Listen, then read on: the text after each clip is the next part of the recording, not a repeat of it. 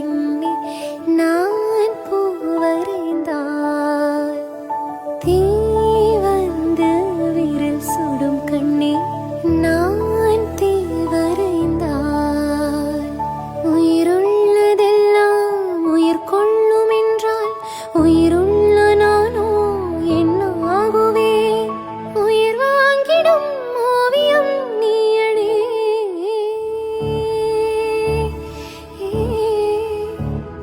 பூவாசம் புறப்படும் பெண்ணே நான் பூ வரைந்தால்